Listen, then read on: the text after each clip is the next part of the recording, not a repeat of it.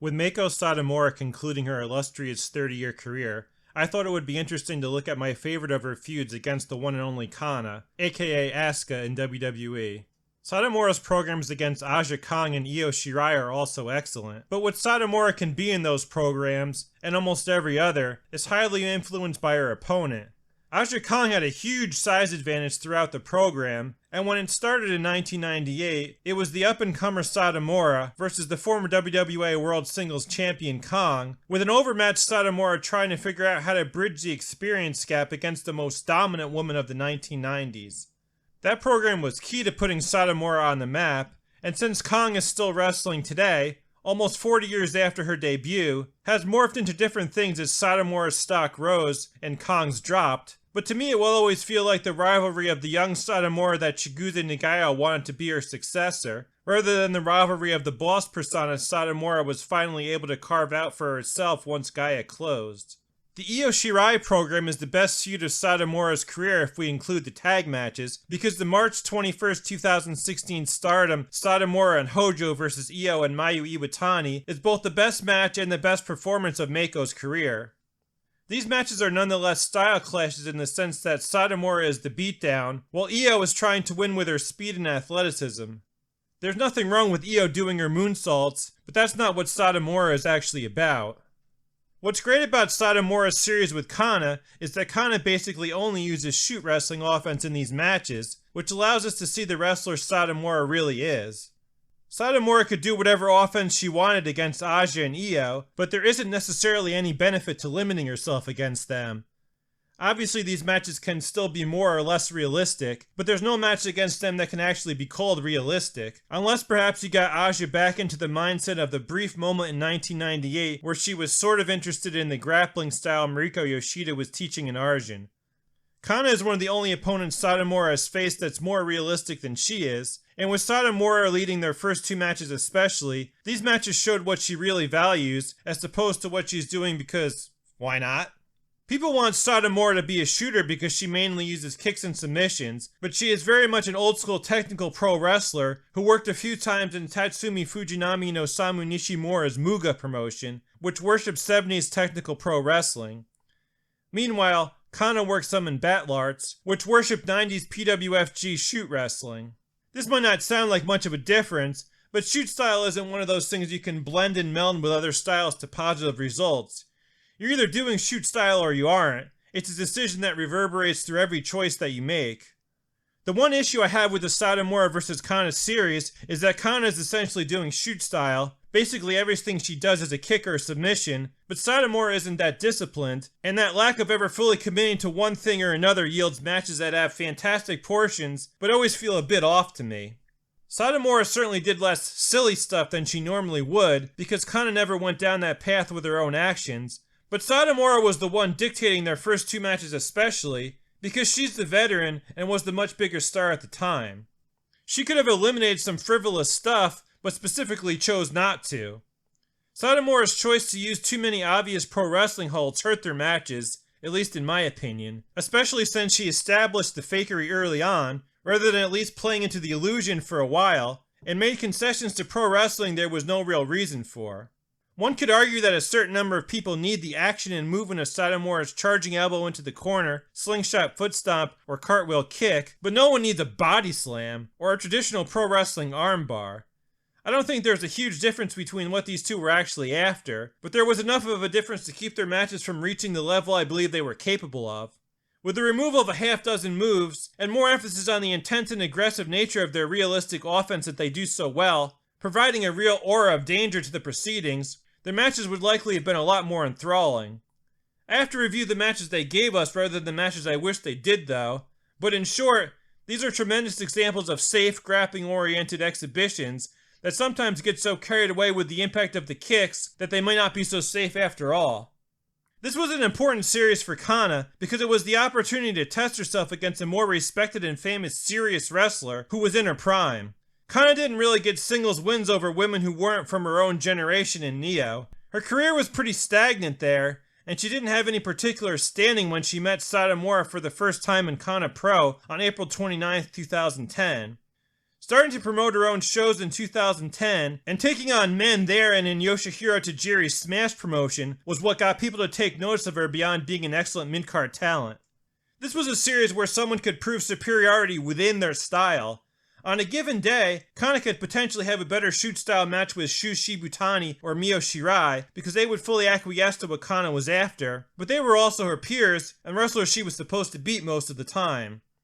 The huge benefit for Kana of this program with Satomura is that Satomura is from the previous generation and was arguably the biggest name of that generation.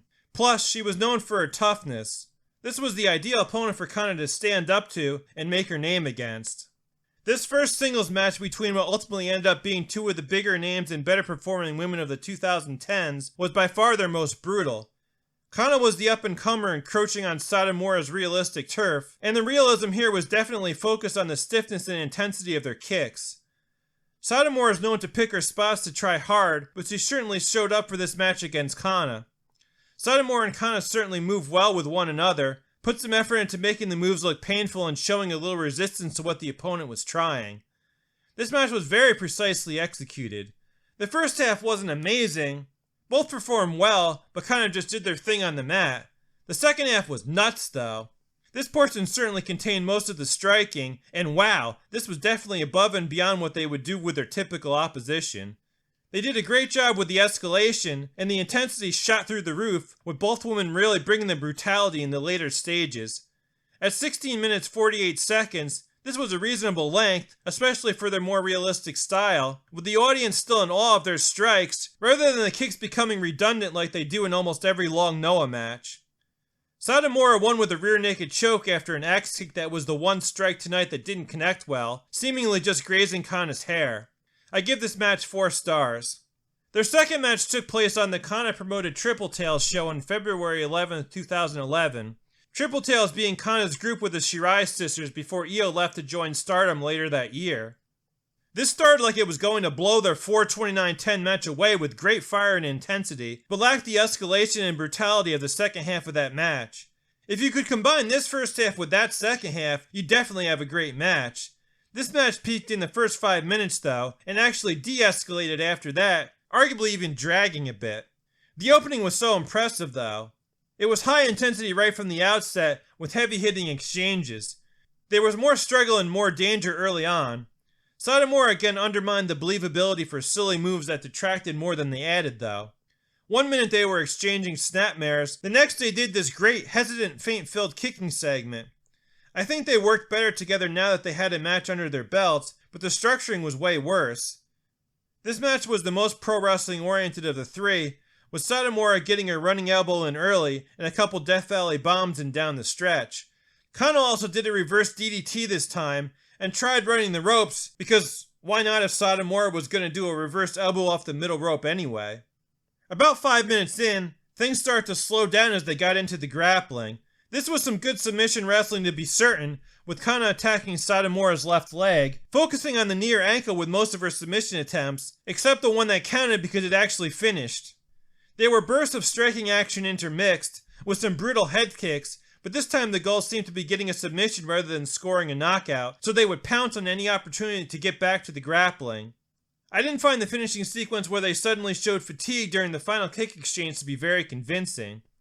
Satomura won the segment with a high kick, but did this corny slow collapse instead of finishing Kana off. So Kana popped back up with a running soccer kick and finished with a chicken wing arm lock at 18 minutes 55 seconds. This ending at least played into the theme of the strike setting up the submission win. Because they really went nuts with the brutal kicks down the stretch of their previous match, this ending was somewhat of a letdown since I was waiting for an explosive finale that never came. This was a huge prestige win for Kana though. Even though it was predictable given Satomura won their first match, this was the first really notable win Kana scored over someone who debuted in the 1990s. This paved the way for Kana to win the Catch the Wave 2011 League and the Smash Diva title tournament later that summer.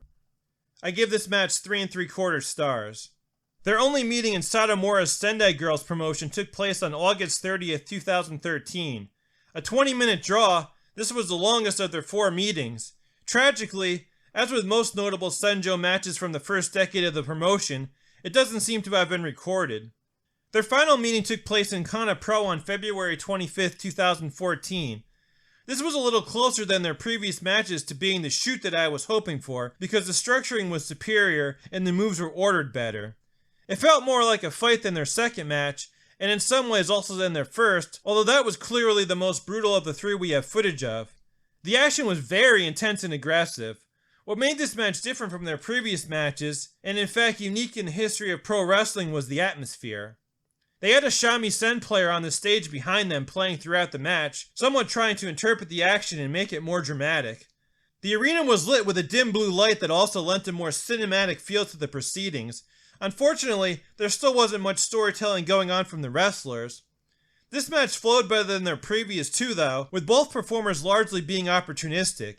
It started in a highly technical manner with a lot of struggle and resistance, and pretty much stayed that way until the finishing segment. Kana's star had grown by leaps and bounds since this feud started, and she was treated as more of an equal here.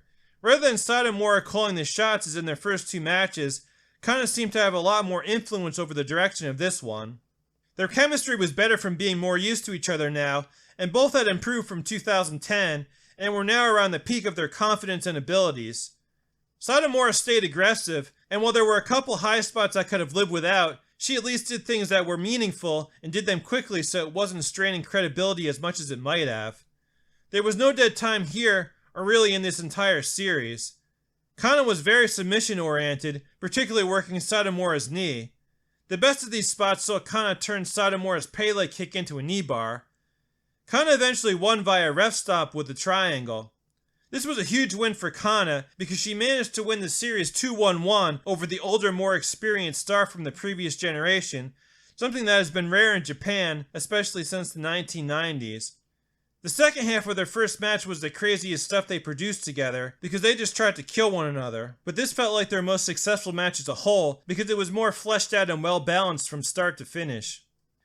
Having more experience working together and being in a better place in their careers definitely helped. I rate this match 4.25 stars. Overall, while there's no match in this program that unequivocally displayed the peak of their abilities, all three matches are very worthwhile. It's notable that despite the action largely consisting of kicks and submissions, the matches all felt different and didn't seem repetitive. As with most series, you get the gist of what they're going to do in their first matchup, but their subsequent encounters still felt fresh and enthusiastic. I was always looking forward to their next match, and didn't have that usual feeling of having seen it before. I think that says a lot about just how good these two are, especially since their pared down style doesn't lend itself as well on paper to a wildly varying series of matches. These are two of the most famous and well-regarded female wrestlers of the 21st century, and overall, their matches against one another lived up to that reputation.